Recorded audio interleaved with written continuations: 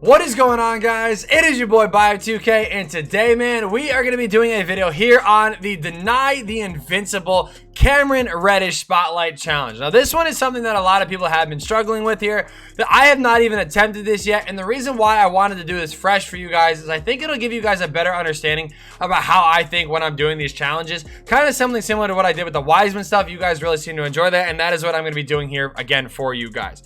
So let's kind of get into this here. So it does say win the game and prevent an opposing player from scoring 10 points using Ruby player cards or below.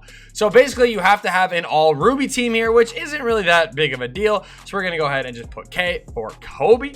Now, you do have to make, again, an all-Ruby team. Now, this is really important because, again, like, these are going to be the guys that you want to use. Now, I know the prices of a lot of different Rubies have skyrocketed, so, I mean, if you do have a good amount of Rubies, obviously make sure that you guys do use them. Again, this is my very first time even attempting this challenge, so we're going to just kind of rock with it and see what we can do. I'm going to go ahead and rock that duo. I think that'll be pretty good for me. Off the bench, this really doesn't matter too much because what's it called? Like I said, I don't really ever use my bench anyway, so I don't know. To me, it really doesn't matter too much. So we're gonna just go ahead and throw my man Andrew Wiggins in the mix.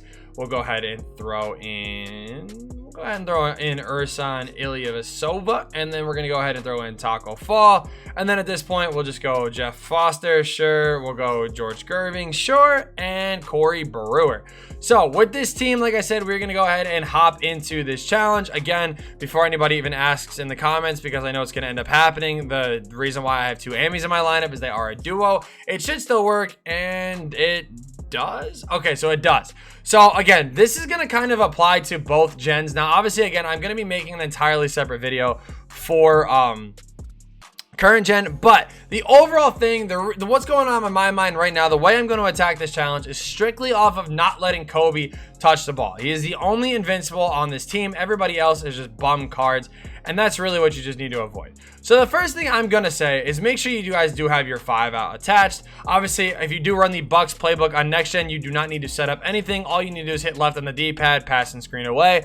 It gives you a complete 5-out. Current gen, you do need to set the Hawks or Bucks freelance, and you will be able to run the 5-out immediately. So what you want to do is when you are on the offensive side of the floor, you really want to make sure that you are what's it called? When you're on the offensive side of the floor, you really want to make sure that you're killing clock as much as possible.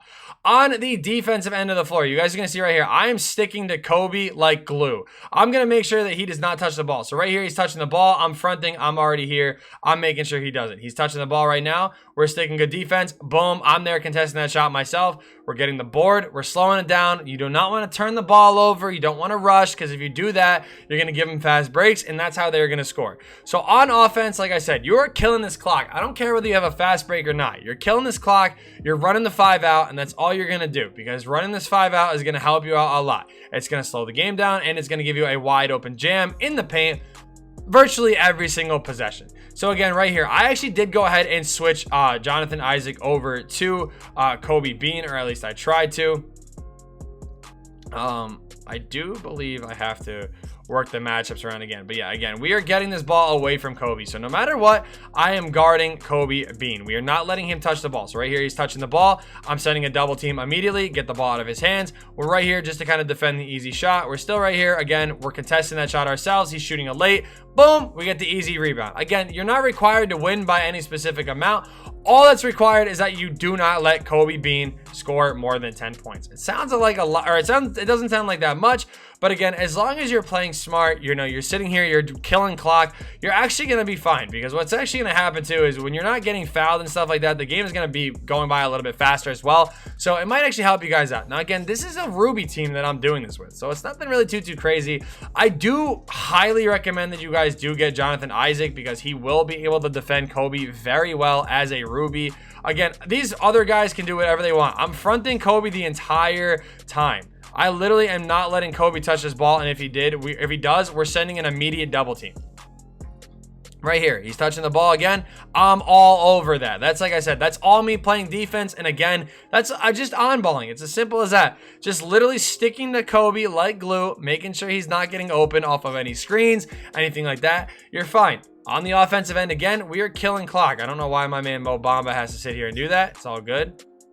Okay, so I'm assuming I'm a little over too much.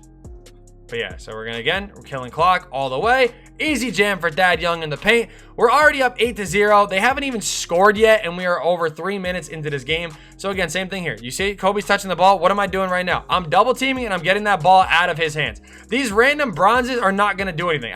A prime example right there. Isaac's just going to run up and strip him anyway. So again, we have the ball. We're killing clock. We're being patient. This is seriously going to apply to both gens. It does not matter whether you play current gen or not. You just have to make sure you are on-balling him immediately. You're double teaming him on the catch, and you are just attacking the bronzes and making sure that they are the ones that are even going to come close to killing you. The only problem I really have with all these bald-headed bronzes is the fact that we don't know which ones are which. So, you know, that is a little bit of a problem. They're going to call a timeout, but you guys can see I'm right there with with Bonga and Isaac still ready to send that double team.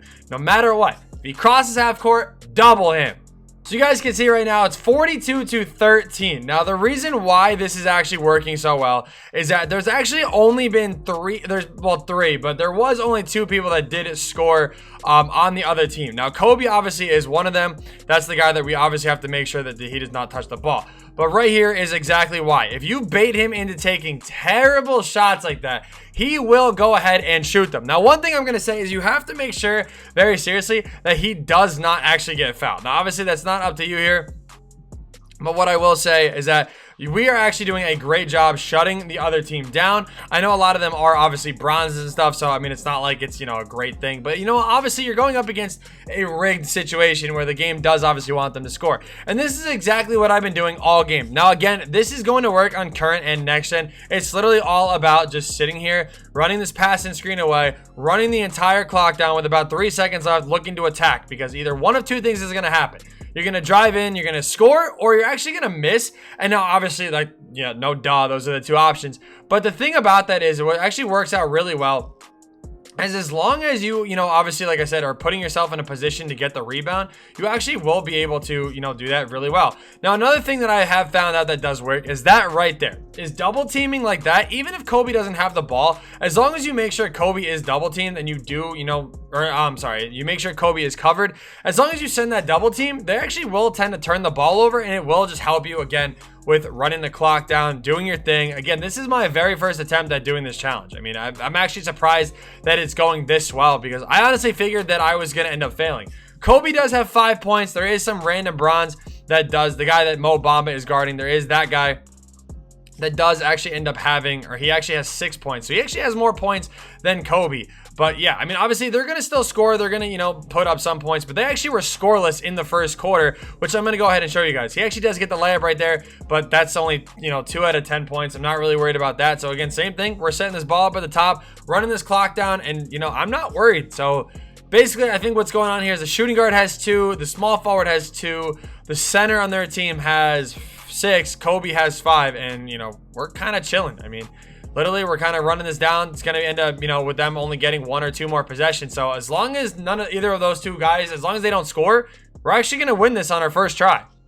Look, that right there is a prime example of what I wanted to show you guys. I was just going to skip to the end of the game, but that exactly right there is what I'm trying to, you know, show you guys with how easy, or I don't want to say easy, but how you can do this challenge a little bit easier. I mean, honestly, we got, I guess, kind of lucky because there was no foul call. But right there, as soon as Kobe caught the ball, even though he was in the paint, I still called for a double team, because either he was going to pass out and turn it over, or, you know, obviously prevent him from scoring, or we were going to get ourselves a nice little stop. And that is exactly what we did. I mean, if we can get 1 more stop right here, that'd be cool. But it doesn't really even matter, because at this point, there's literally nothing they can do for us to fail this challenge. So I'm going to go ahead and leave him wide open. If he scores, cool. If not, it's whatever. But we got the challenge done on our first try.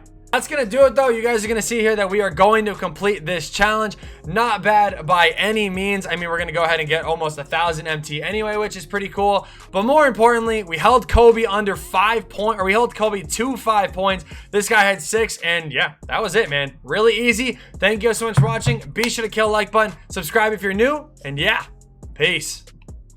Actually, I should show you this first, but yeah, now, peace.